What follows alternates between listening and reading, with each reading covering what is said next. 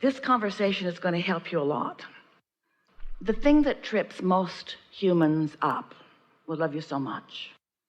The thing that trips you up the most as you are standing in a, let's say, less than fulfilling or less than satisfying or less than complete now, because after all, there are more promotions that you want, and more money that you want, and more freedom that you want, and more and more and more and more of a lot of things that you want that you don't see here. You haven't seen the benefit of them, as you say.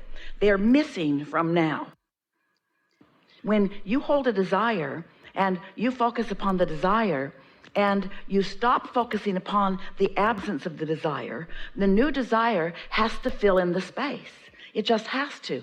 And if it isn't, if your spaces, meaning your now, meaning what you can hear and see and smell and taste and touch, if your now reality is not filling in with the things that you desire, then your vibration is not quite where you think it is.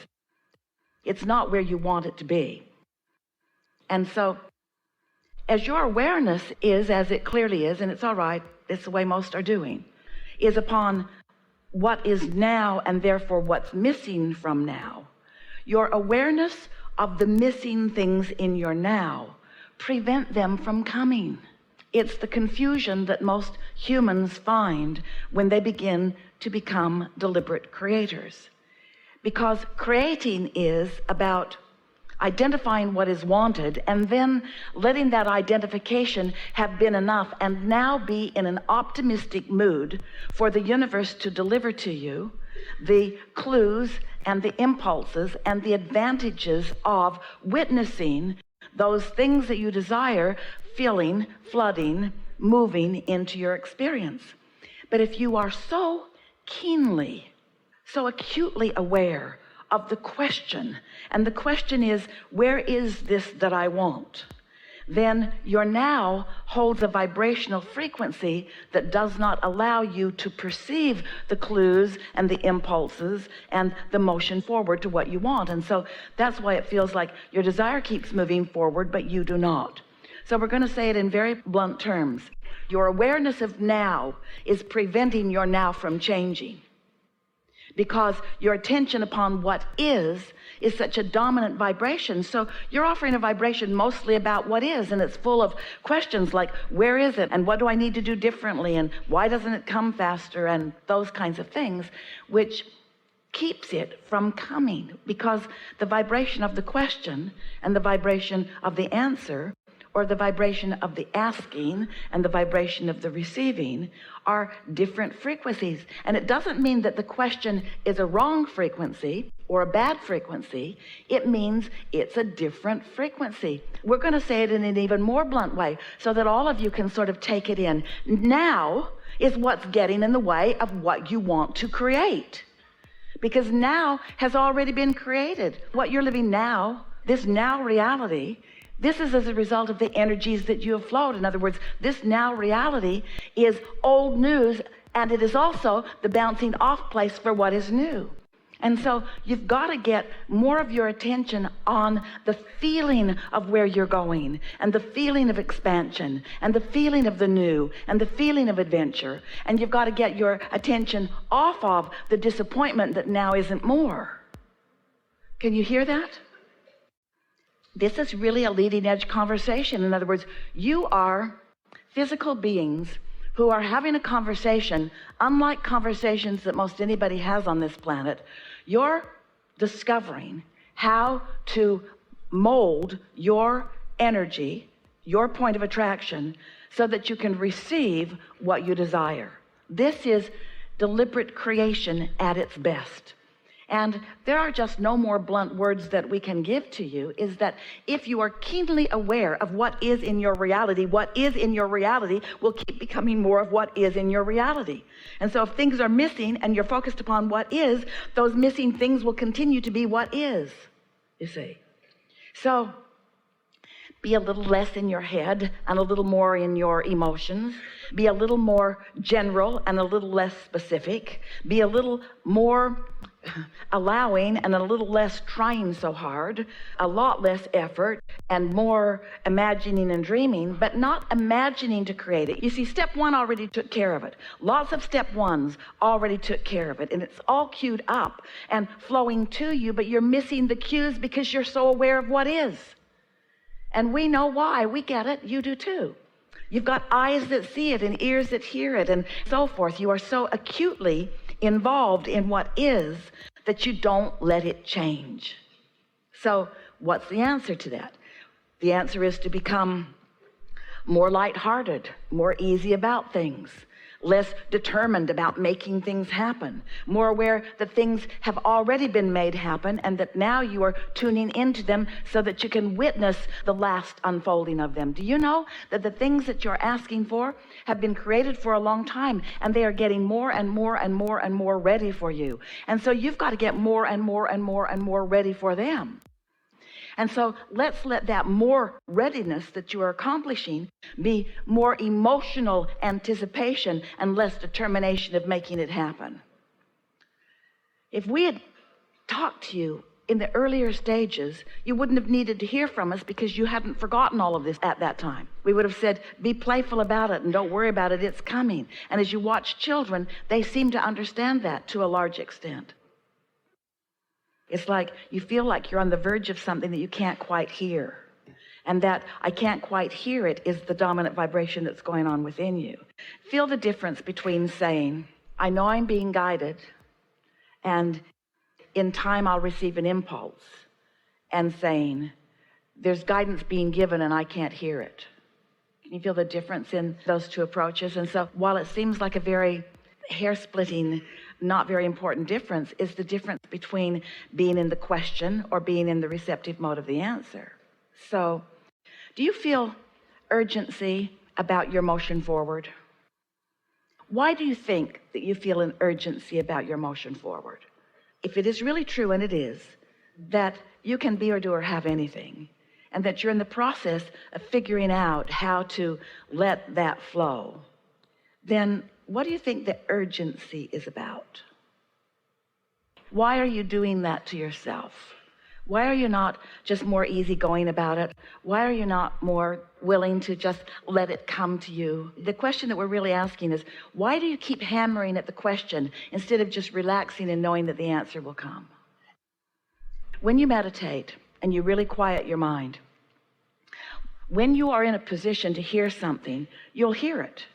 And when you're trying to hear it before you're ready, it sounds like that. And feel how, when you're trying to make something happen, we really want to get to this place where you all have a sort of, aha, I just got that breakthrough moment, because this is the piece for all of you. If you are asking the question, what is it that I want, and why doesn't it come, and where is it, and when will it be, and who will bring it, and where will I find it? When you are asking questions, you are not in the mode to receive the answer. So you've got to put some separation between the question mode and the receiving mode. Esther's begun not so long ago, because she really gets that. She knows that she's in the receiving mode right now, and she's not asking anything. She's leaving all of that to you.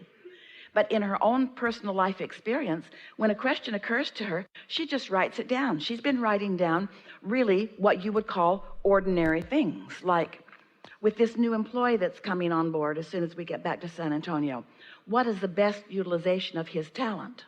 Now that's a question that she's asking. Now if Esther, in the moment of asking that question, decides that she's going to figure out the answer, she's just going to mess it all up. Because she has that question and no answer, her question messes up the answer. Can you hear what we're getting at? What I don't know messes up my ability to know. So if I'm trying to make this the moment where I ask the question and hear the answer, what?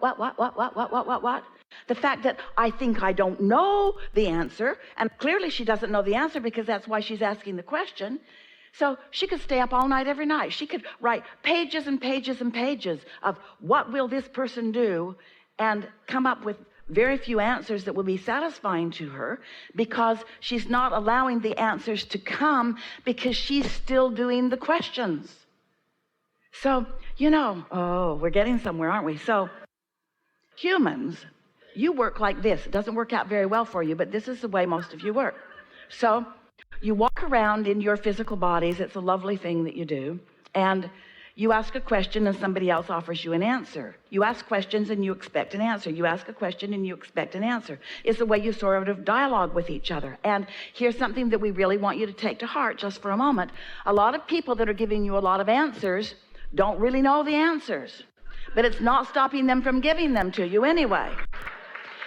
So what happens is you get used to, you become accustomed to just talking about, here's my question, where's my answer? Here's my question, where's my answer? Here's my question, where's my answer?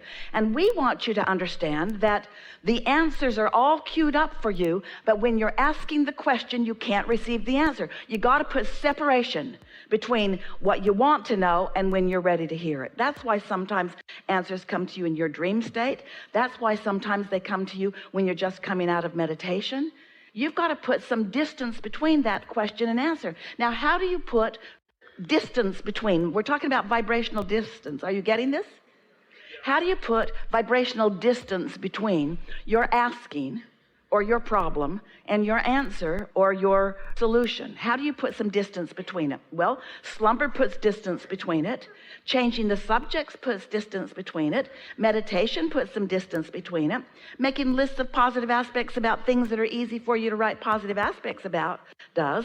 There are all kinds of things that you can do to get off the subject of that particular problem. And we're not asking you to get a lobotomy or to take some heavy dose of some drug. We're not asking you to put yourself in a comatose state. We're not asking you to relinquish your humanness or your now reality. We're just asking you to focus a little less. We're just asking you to focus a lot less on the problem and on the asking. If we could give you a chart or some sort of a graphic that would give you some sense of how well you've done in asking your questions, you would say to us, well, according to this graph that I'm looking at, I never need to speak that question again. And that is really what we want to present to you. You don't have to keep presenting the question, because the universe knows what your question is.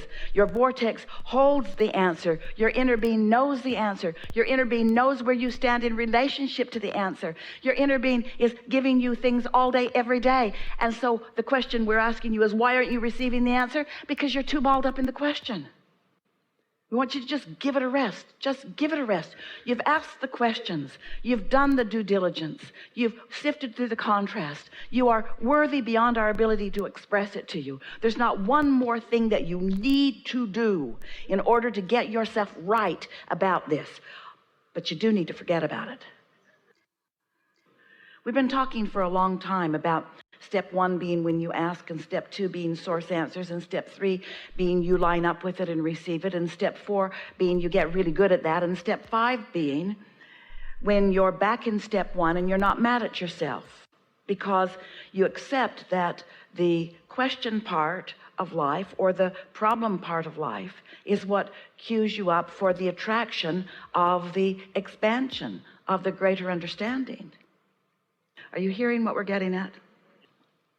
So now feel how this conversation that we're now having about putting separation between asking and receiving, between problem and solution, between question and answer. You can write your questions down, but then fold your paper up and put it someplace if you want to keep it somewhere, and trust that now you have made your statement. That's it for you. Your job is not to go out there and look hard for a solution to this question, because the harder you look for the solution to your problems, the more you will hold yourself in that place of not receiving the next idea and the next idea and the next idea. Pretty good, eh?